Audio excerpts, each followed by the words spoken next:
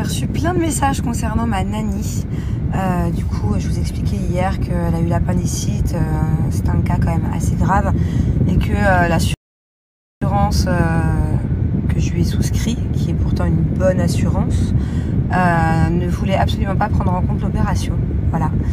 Donc, je vous donne un peu les nouvelles. Elle s'est donc faite opérer cette nuit. L'assurance n'a pas payé.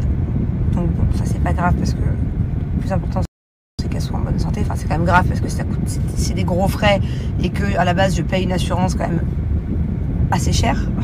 Donc ils sont censés prendre ça en compte. Je trouve ça hallucinant. Mais d'un autre côté c'est pas grave parce que bon, le plus important c'est que là elle soit de nouveau réveillée, tout va bien, plus d'appendice, tout ça. Donc je pense que je vais changer d'assurance pour toutes les personnes qui travaillent pour moi. Parce que je trouve ça juste pas normal en fait. 6 mois de délai parce qu'il y a des personnes qui essayent de souscrire une assurance après être malade. Donc c'est normal. Mais d'un autre côté, quand c'est l'appendicite et que c'est quelque chose de soudain et que c'est obligatoirement sûr qu'elle ne l'est pas et depuis 3 mois, ça c'est pas normal qu'ils remboursent pas. Mais bon. Voilà quoi, donc méfiez-vous encore une fois, il y a toujours apparemment, vous avez été nombreux à me dire que moi je savais pas même pour la mienne, du coup ça veut dire, enfin apparemment toutes les assurances font 6 mois de période d'essai genre, enfin de trucs quoi.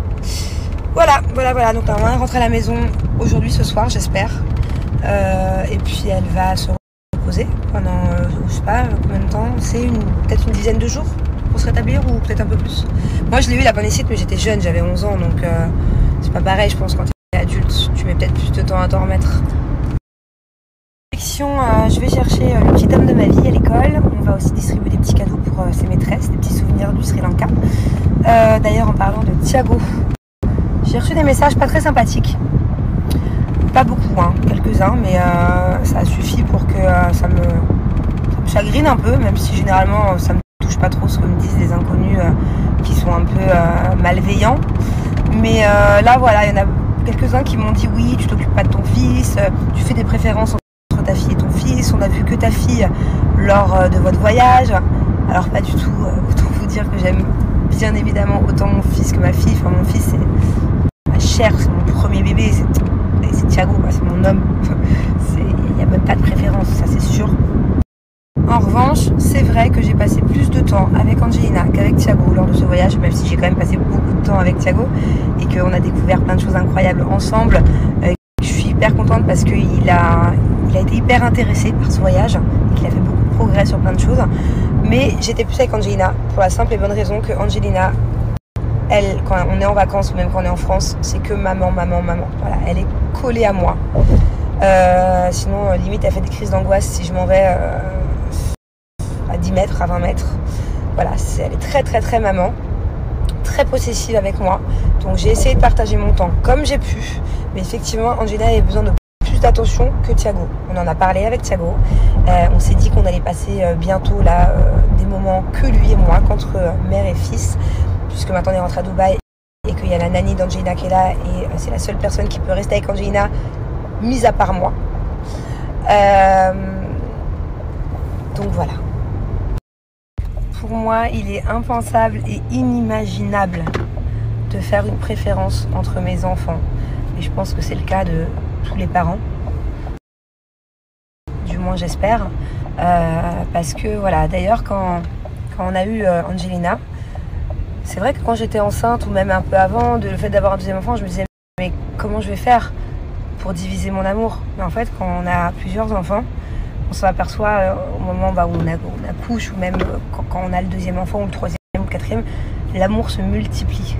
C'est génial en fait parce que tu partages pas ton amour, tu multiplies ton amour. Bon, du coup j'ai ma petite Jooms qui est venue pour tester l'acide hyaluronique avec moi. C'est pareil, ça rend les cheveux nickel, donc j'ai hâte de tester. De base, moi tu sais que c'est vraiment mon ingrédient préféré, que ce soit dans tout. L'acide hyaluronique? Ah bah oui. Bah tiens, ça m'étonne pas. Toi, ça m'étonnerait pas que toi non plus d'ailleurs. Ah ouais, moi je l'aime bien aussi l'acide hyaluronique. Mais on va voir du coup les résultats et sur une blonde et sur une brune. Allez, c'est parti.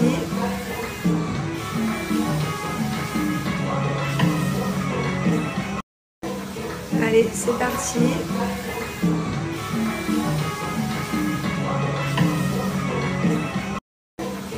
Allez, c'est parti.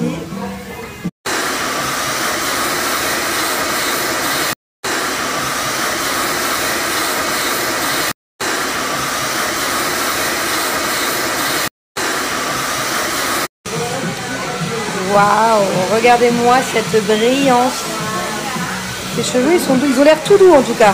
Je veux toucher. Tout doux. Zéro frisottis. Alors qu'à la base, Laura aussi, elle a quand même pas mal de frisottis. Hein.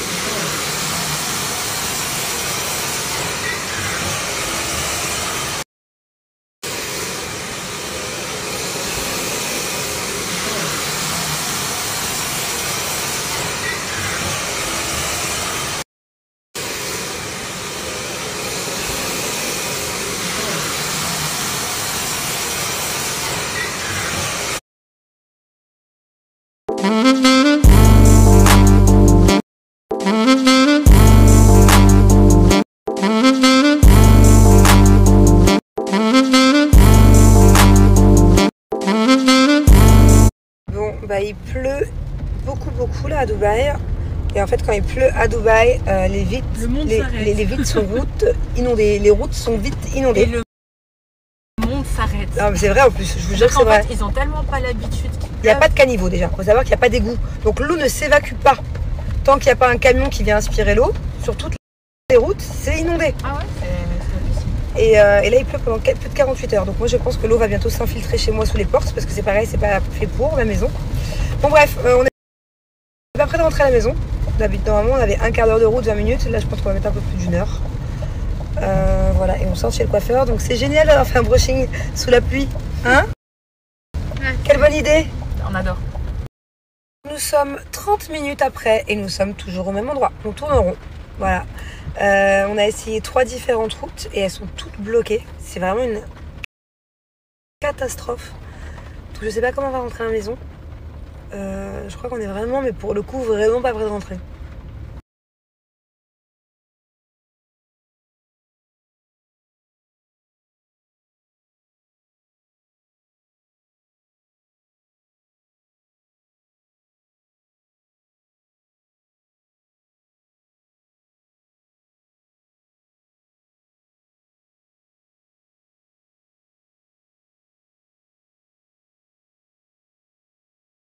Bon, mes amours, je suis contente parce que je vais au restaurant. J'ai un peu de retard, mais pas trop.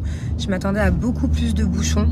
Il y a des endroits dans Dubaï où c'est impossible de circuler. Ma pauvre Jums, de chez moi à chez elle, d'habitude on met 10 minutes. Mais vraiment, limite même 9.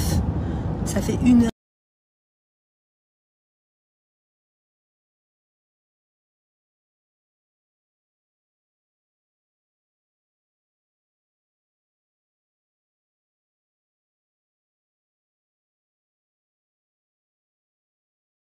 Bon, du coup, j'ai laissé mon mari à la maison. Ça arrive vraiment pas souvent, mais là j'ai un petit dîner entre copines.